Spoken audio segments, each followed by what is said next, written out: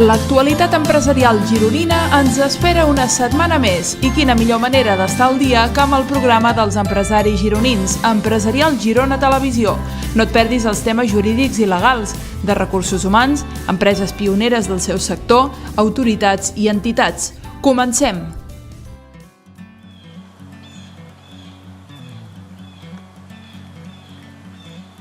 Després de la caiguda del Banco Popular, hem volgut parlar amb un expert en finances i economia perquè ens doni 4 claus del què ha passat i com pot ser el futur. El que ha passat amb el Banc Popular jo diria que és precisament una cosa que estava en el punt de mira des de feia temps. O sigui, era una entitat que estava ja vigilada i que estava a l'òrbita i diria de fa un parell d'anys estàvem en un procés intern de molts de canvis i diria que venia directament des de la compra del Banco Pastor. El Popular era una entitat completament independent, però en la compra del Banc Pastor es va voler fer més gran perquè va voler pertànyer a l'élite d'aquest país, banca. Llavors era el quart banc i amb això es pensaven farien un salt. Jo diria que no el van digerir mai, la compra del Banc Pastor. El Banc Pastor era un banc molt més agressiu comercialment i tot, sobretot amb el tema hipotecari, i el Banc Popular no, però clar, amb aquesta fase d'integració tot, es van integrar i a partir d'aquí la gestió i sobretot la direcció comercial del banc i el conseller delegat i el president van apostar per aquest enduriment directament del mercat perquè ells volien tenir una quota de mercat o sí.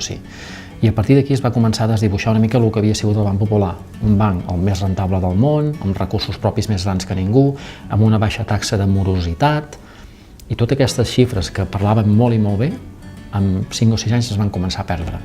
Fins i tot la pròpia plantilla del banc a vegades ja els havien parlat i ho comentaven i deien que no estaven en una situació realment bona. Va començar a haver-hi tancament d'oficines, van començar a haver-hi aquests famosos, entre cometes, acomiadaments de personal que el que feien era agafar bàsicament i reduir la plantilla per millorar l'eficiència de l'entitat, però sí que deixaven al marge una sèrie d'interrogants. Però el més important era que quan presentaven resultats miraves realment en el balanç del banc, que és el que els generava el negoci, i en allà hi tenien una quantitat de diners que sempre tenien que provisionar perquè tenien una partida d'immobiliària i de balanç que els hi sortirien pèrdues. Van començar a fer, com tots els bancs, no va ser excepcional, a fer les seves pròpies immobiliàries i treure aquestes carteres d'actius tòxics, però és que ells en tenien molts més en percentatge amb altres entitats. I eren relativament petits per tenir un percentatge tan gran. I tot això va anar a fallida. I a damunt, una de les coses que ho va posar en valor i ara últimament va passar és que agafaven i la valoració d'aquests actius immobiliaris que podrien valdre en un moment determinat 5 o 6, ells dins del balanç ho multiplicaven per un preu que no era real.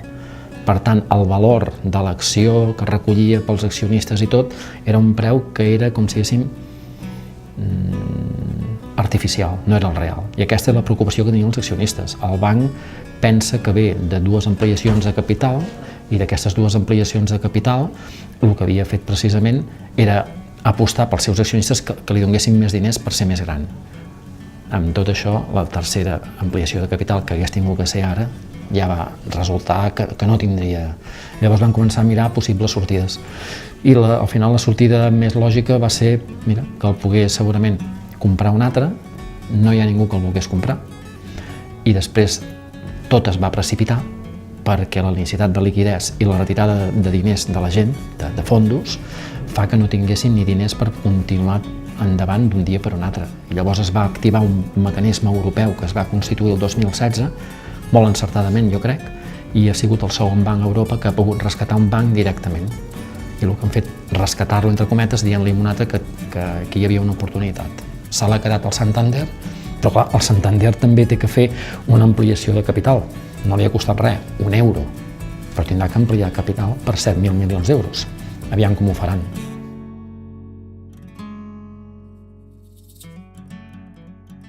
Una vegada més, l'Associació d'Empresaris i Emprenedors de Girona, l'AEC, ha dut a terme un nou Business Lunch. Aquesta vegada la trobada d'empresaris s'ha realitzat a l'era de Can Burguès. Com sempre, els empresaris que hi van assistir van poder fer contactes i generar networking, tot després de presentar-se, gaudir d'un bon dinar i passar una bona jornada fent contactes. El networking és un dels punts forts d'aquesta associació.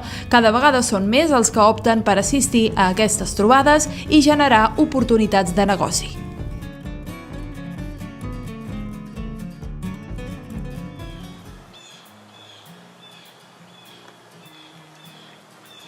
Soc Agustí Pajares, de l'empresa Amb les Persones, soc el seu soci fundador. La meva empresa es dedica a temes de recursos humans i coaching tant executiu com personal. Endavant, Agustí! Volem seguir coneixent les claus dels recursos humans a l'empresa. Avui us vull parlar de responsabilitat social corporativa, també coneguda com RSC. Quan parlem de RSC, parlem de la direcció dels nostres negocis d'una manera ètica i responsable. Això implica, a part del compliment obligatori de la legislació vigent, l'adopció d'accions voluntàries per millorar la qualitat o la relació amb les que anomenarem parts implicades: els treballadors, el medi ambient, les comunitats locals, els accionistes, els clients i els nostres proveïdors. Segurament ja coneixeu les millores que implantar una política socialment responsable pot aportar als vostres negocis. Per exemple, la millora de la imatge corporativa i la reputació, o la captació i la retenció de talent. A part, hi ha sempre una millora del clima laboral i de la productivitat dels treballadors, ja que si el treballador percep que treballa en una empresa socialment responsable, la motivació és més alta. A part, en aquests entorns de treball es fomenta la innovació, ja que el personal està motivat i està predisposat a fer-ho. A la fi, estem parlant de la credibilitat de la vostra empresa i de com podeu treballar per aconseguir-la. Per la part que ens interessa en aquesta píndola, a nivell laboral, la podrem aplicar realitzant un seguit de pràctiques per posar en evidència aquest comportament ètic vers els nostres treballadors. Entre aquestes pràctiques trobarem algunes com una retribució justa, polítiques de conciliació horària i familiar, respecte a la diversitat cultural a l'empresa, polítiques d'igualtat, fomentar un bon clima sindical o, per exemple, un programa de pràctiques educatives amb els centres educatius de la zona. En definitiva, parlem d'augmentar la implicació del nostre personal, el seu compromís i la seva productivitat.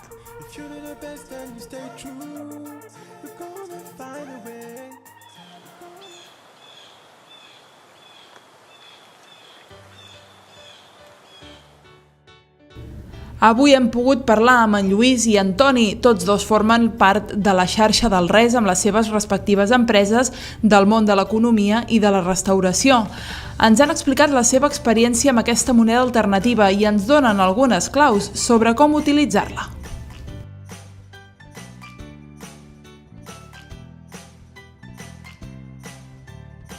Bé, no ens coneixem, em dic Lluís Riquelme, soc economista de formació.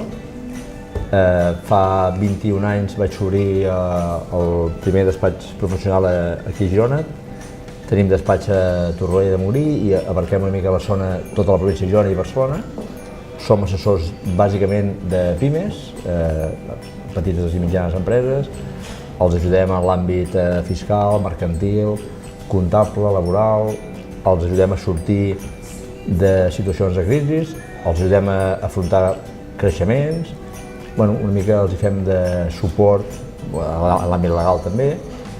I tots aquests anys, aquests últims anys, vam conèixer fa 6 o 7 anys el RES, quan vam participar, diguéssim, en la creació de la primera empresa que va gestionar el RES a Girona. Vam nosaltres fundar l'empresa i els vam assessorar, vam implementar aquest sistema i des de llavors estem adherits al RES. I a nosaltres la nostra experiència és molt positiva perquè tant en l'anterior empresa com amb l'empresa que ho gestiona ara, la veritat és que ens ha anat molt bé. Hem tingut la possibilitat de conèixer clients nous i nous col·laboradors a través del RES, perquè nosaltres, com que el nostre àmbit són pimes i el RES bàsicament està enfocat a empreses de l'àmbit local, nosaltres ens ha funcionat, ens han vingut gent a buscar perquè ens han conegut a través del RES. Llavors la nostra experiència és molt bona. No sé quina opinió tens tu. Jo em dic Toni Pereira, jo soc de procedència gallega, porto 10 anys aquí a la ciutat de Girona, hem muntat un petit negoci aquí al cantó, la Tasca Gallega, i ara des de fa 3 anys ens hem muntat en aquest local a la plaça Independència. Ara recentment, fa cosa d'un parell de mesos, m'han vingut a explicar el del RES, com funcionava i tot, ens acabem d'adherir i hem fet el que és una oferta, el que és els migdies fem un 100% de RES i el que és a la nit fem el 50%, perquè encara no sabem realment com anirà i com a recomanació per provar-ho vam fer això, fem aquesta oferta al migdia perquè volem potenciar una mica més, que és el nostre espai una mica més buit, i depenent com vagi durant aquest mes, durant el mes que ve, veurem d'ampliar l'oferta, reduir-la o ampliar-la o baixar-la. Sí que és veritat que amb el temps que portem, que és un mes o un mes i mig, ja n'hem tingut alguna visita. Ara tu m'estàs explicant una mica que tu t'ha anat molt bé, el qual m'ha bon ànim ja a seguir. Una mica la preocupació és com el farem moure aquest diner virtual, com el gastarem o on el gastarem, però sí que també m'he estat informant i he estat mirant, hi ha moltes empreses amb les quals nosaltres com a restaurant ens poden donar servei i podem fer ús d'elles i podem gastar-los i anar moguent aquest carrer. La finalitat és que ens porti clients, donar-nos a conèixer amb la xarxa i poder moure-ho, ja ho veurem una mica com funciona. Sí, la gran preocupació que té la gent normalment és com després podrà fer circular aquests res, no? Llavors, però bueno, mira, l'exemple clar és el nostre, nosaltres no ens coneixíem i jo dic, ostres, tu acceptes res? Doncs jo el sopar del despatx que fem cada juliol quan s'acaba la feina, i abans de començar les vacances, doncs el fem aquí, no? I pactem quin percentatge en res podrem pagar. El mateix tu amb altres proveïdors teus de l'àmbit local, no? Entenc que aquest és el funcionament normal. Aquell client que no teniu, captar-ho a través del res i ampliar una mica el que és el negoci, que pujar el negoci amb el res. Veurem com evoluciona. Al final és fer una mica de tot per intentar créixer, no? Jo crec que us anirà bé. A més, no sé si, clar, totes les grans cadenes de restauració així no tenen això. Això és ben bé una cosa de la petita local, amb la qual us diferencieu d'alguna manera. Clar, sí, per lo que he estat mirant de restaurants de la zona no hi ha gaires que en tinguin. Nosaltres sí que intentem diferenciar-nos una mica amb això, amb certs tipus de targes especials, American Express, Diners Club, tiquet restaurant i aquestes coses, i el rest és com un mètode de pagament més afegit als que ja tenim. Si això no s'aporta gent d'aquí de Girona, que està primer d'aquí a Girona, o de Bèlgica, i he vist que hi ha moltes empreses que hi treballen, a l'hora de promocionar-nos i vendre tots aquests clients, benvinguts siguin i ja trobarem la manera de gastar els res, perquè aquesta és una mica... Sí, al final el res és €1, no? La veritat és que jo no he estat mai en aquest local teu i la veritat és que és molt maco. Gràcies. No sé quin tipus de cuina feu. Jo soc gallec, com t'he dit, i fent gastronomia gallega. Nosaltres treballem bàsicament cloves, navalles, cloïsses, barbaretxos, de qualitat, d'una qualitat alta, elevada. Després treballem peixos de llotja, peixos salvatges, tant de Galícia com de la zona d'aquí de la costa de Girona, de Catalunya en general, i carns madurades, xuletons de vaca vella, amb una maduració d'entre 30 i 40 dies. I després treballem tot el que és producte de temporada, tapes d'autor i producte de temporada. Poc i bo, qualitat, i valorem el que és la qualitat i el bon servei. Molt bé. Que al final és el que la gent de Girona valora, no?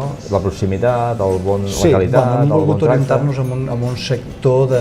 Nosaltres no volem competir en preu ni en volum, preferim competir en qualitat, i el nostre target és aquest client que li agrada la gastronomia, que li agrada que la tinguin bé, que se trobi com a casa, i que al final que arribi aquí, que sabem el seu nom i sabem el seu cognom i el sap el nostre. No és un client que ve cada dia, però un client que ve una vegada al mes, una vegada cada 2 mesos, i se pot gastar una miqueta més. Feu un menú també?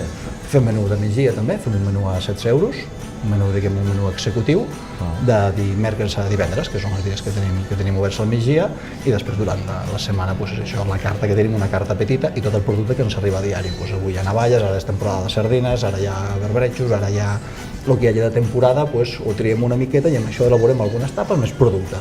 Treballem molt de producte, que és el que m'agrada a mi, i el nostre client ens va triant a poc per aquesta matèria prima que tenim, i el que es diferencia és que som molt exigents a l'hora de triar-la. Només centra la matèria prima, que és excel·lent, perquè la gent, els nostres clients també són molt exigents, nosaltres ho hem de ser per complir amb les expectatives. Molt bé.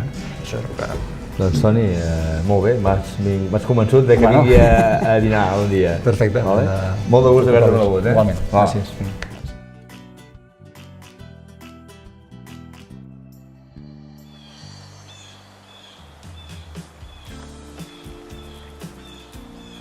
L'empresa que avui coneixerem és Arpuba, una empresa que es dedica a la publicitat i l'objecte de reclam des de l'any 1996. Ofereixen un ampli ventall de possibilitats en disseny, productes i acabats, així com un acurat servei personalitzat de venda i postvenda. A més, estan creixent i obrint noves botigues. Arpuva és una empresa dedicada, ara hi ha un grup d'empreses dedicats al tema de la publicitat mitjançant l'objecte. Per tant, nosaltres subministrem articles i els personalitzem i a partir d'aquí tota una sèrie de productes que entren una mica dintre de l'àmbit de l'esport, de l'àmbit de la promoció, de l'àmbit de les fires, de l'àmbit del marxandatge propi d'una empresa, d'una marca. Arpuva neix, ara enguany farem 21 anys, va néixer el 1996 i neix aquí a Banyoles, neix a partir d'un grup de professionals que veníem de sectors similars a les arts gràfiques i a partir d'aquí vam començar a caminar. Al principi Arpuva va néixer amb 3 persones i fins a l'actualitat, que ara mateix som ja 14 persones i estem presents físicament tant aquí a Banyoles amb el que és fàbrica, a Girona amb botiga i una part també ja de producció i comercialment després a Barcelona. Els serveis que oferim n'hi ha per una part el tema de la personalització de tots els productes que subministrem i el propi producte. Hi ha vegades que n'hi ha empreses o entitats que necessiten pròpiament només el producte sense personalitzar. És un tant per cent molt petit i després la gran majoria que nosaltres li donem l'acabat al producte amb diferents tipus de personalització.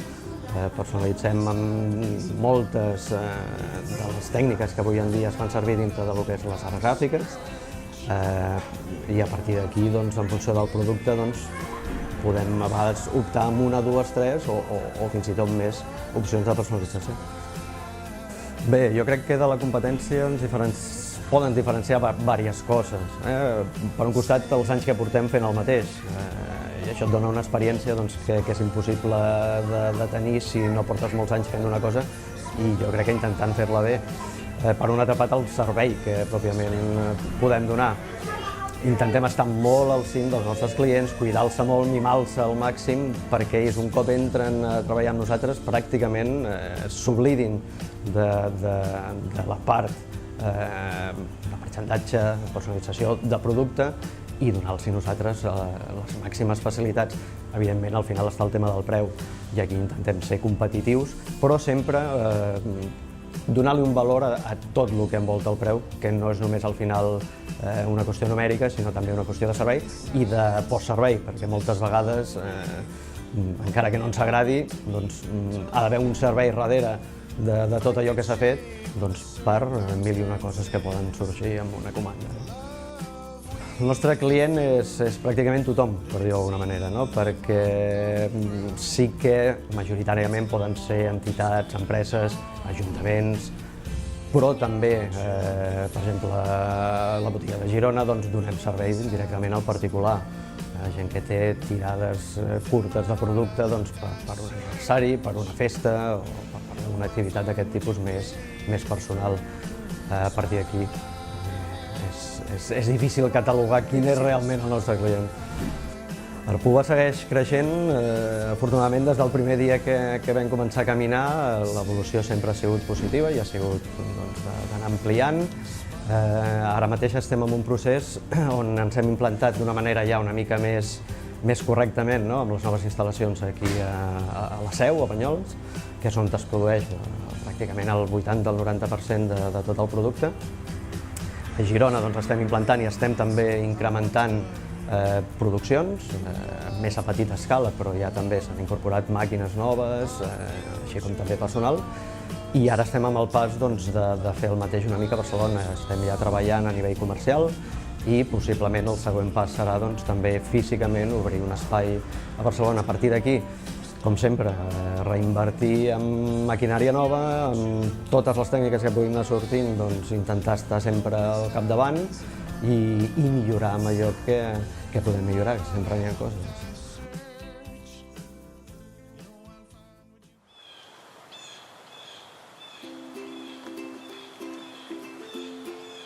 Tornem amb un nou consultori legal de Prat Sàbat Advocats, avui amb en Josep Prat.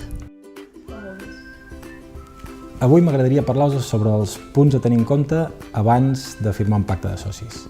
Com molt bé sabeu, els equips d'emprenedors que tenen aquesta aventura empresarial per tal de portar a terme un projecte, crear un projecte o millorar-lo, el formen persones i aquests equips solen estar formats entre 2 i 5 persones. Això és el que habitualment ens trobem nosaltres aquí en el despatx amb els equips d'emprenedors que venen. Els perfils són varis dels equips d'emprenedors habitualment i això ens va molt bé perquè així treballem molt còmodament i sabem, o tothom sap, qui fa què dintre de l'equip emprenedor. Sí que és veritat que quan ja tenen el model de negoci bastant avançat, els hi recomanem que s'asseguin, parlin seriosament sobre els punts de treball que ha de tenir aquest equip emprenedor, que això és el que podríem dir que és el pacte de socis.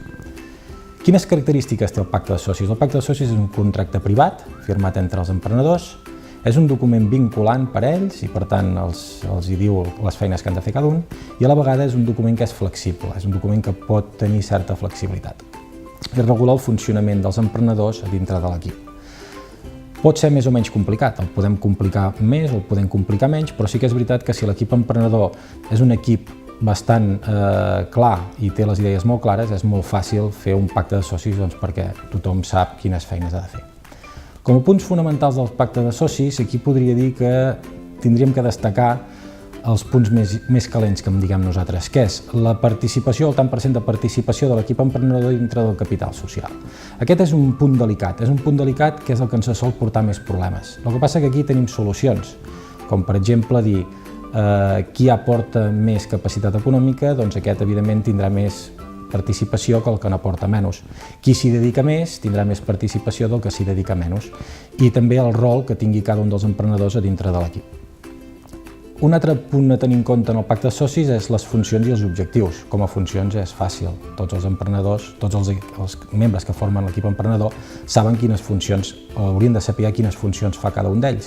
I després, com a objectius, sí que és veritat que posem o intentem explicar que els objectius que pot tenir, per exemple, un director comercial, que si dintre dels 2 primers anys porta el seu departament comercial, creix, per tant, a partir d'aquí pot tenir una participació o pot augmentar-li la seva participació inicial que tenia. També, evidentment, el tema de la dedicació, ja ho he dit i va molt lligat. La dedicació no és el mateix dedicar-s'hi de forma completa durant tot el dia o només tenir una dedicació de mitja jornada o per feines concretes que pugui tenir un emprenedor dintre de l'equip. I també hi ha 2 punts molt importants, el tema de la no competència i de la confidencialitat. Dintre del pacte de socis, inicialment, el que fem també és fer-hi constar pactes de no competència, és a dir, són tota aquella informació que un ha obtingut estant a dintre d'un equip emprenedor que en el moment que marxi no la podrà utilitzar pels seus propis fins. I al igual que la confidencialitat, que en el cas que marxés un membre de l'equip emprenedor, doncs que no pugui o que tingui el contracte firmat a dintre del pacte de socis en el que, si abandona el projecte, no pugui donar informació respecte a altres emprenedors o altres equips. A partir d'aquí, nosaltres, des del nostre despatx, oferim aquest servei per a tots els emprenedors de Girona. Moltíssimes gràcies.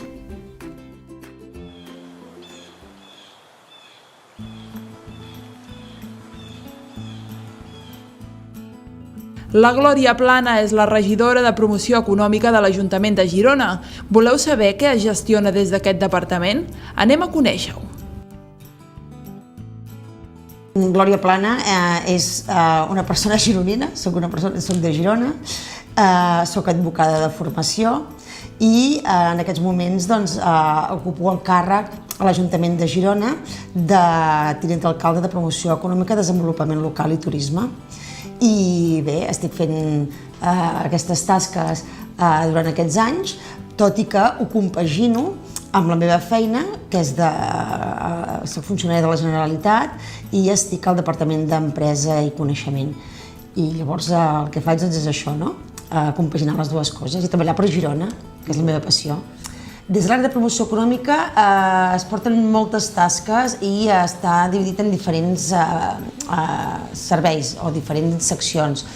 Des de la part dels mercats, ja sigui el mercat d'Allò, el mercat d'abastaments, el mercat de la Devesa, el mercat de Santa Eugènia, fins a tot l'assessorament a empreses, passant també per l'àrea de turisme i tot el que significa també el foment de l'emprenedoria, el foment dels sectors empresarials, el foment del desenvolupament local i el comerç.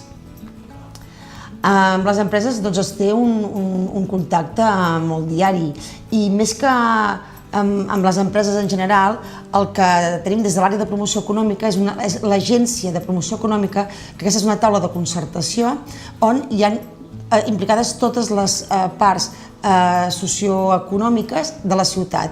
És a dir, hi ha tant la patronal com els sindicats com entitats del tercer sector per treballar per l'economia i per treballar per diferents àmbits de la societat gironina a nivell econòmic.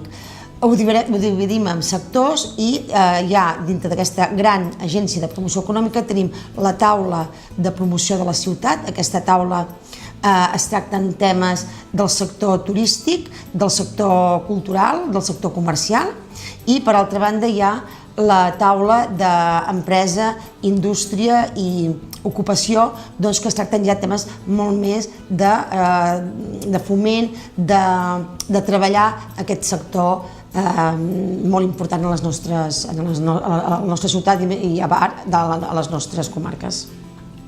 Jo crec que ara per ara les dades ens ho diuen, les dades de l'atur i de l'estat social ens estan dient que hi ha una repuntada.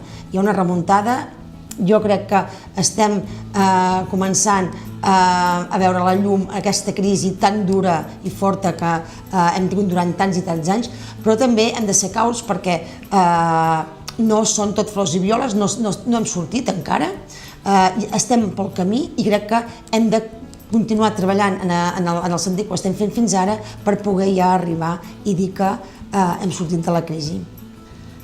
El paper dels empresaris de les associacions com l'Associació d'Empresaris de Girona penso que fan un paper fonamental, bàsic, per la cohesió i per el desenvolupament d'aquestes empreses, perquè a nivell municipal ens serveixen d'annexa amb totes les empreses de la ciutat de Girona i per tant el poder tenir un interlocutor clau per poder arribar a les empreses ens és molt beneficiós. Jo crec també que per part de les empreses també els és beneficiós el contacte que pugui haver amb l'Ajuntament de Girona per crear sinergies i a la vegada poder suplir o poder donar resposta a mancances o necessitats que puguin tenir. Jo el veig amb molt de positivisme perquè Girona és una ciutat a la que, ho sabem tots, bàsicament està feta o el que hi ha és el tercer sector, és el sector de serveis.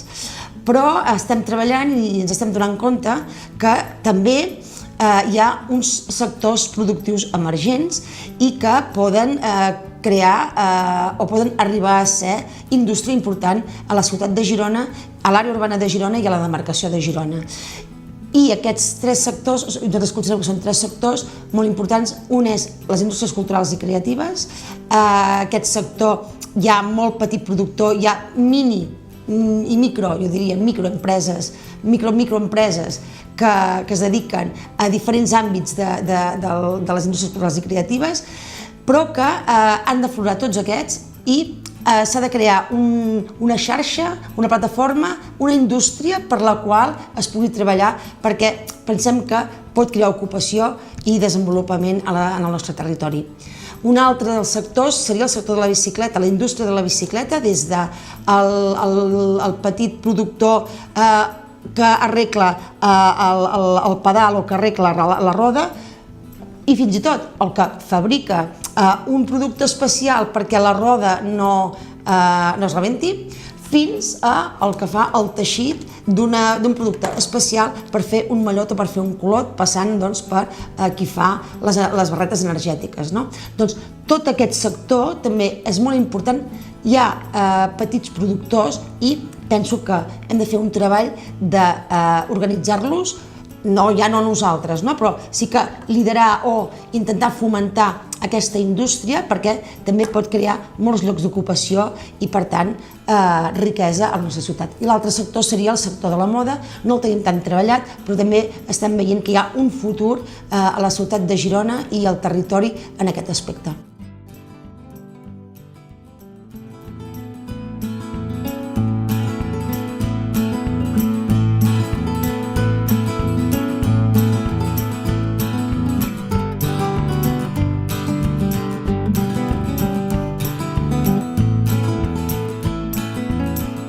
I fins aquí el 8è programa. Si vols estar al dia de tota l'actualitat empresarial, segueix-nos al llarg d'aquesta temporada. Fins la propera!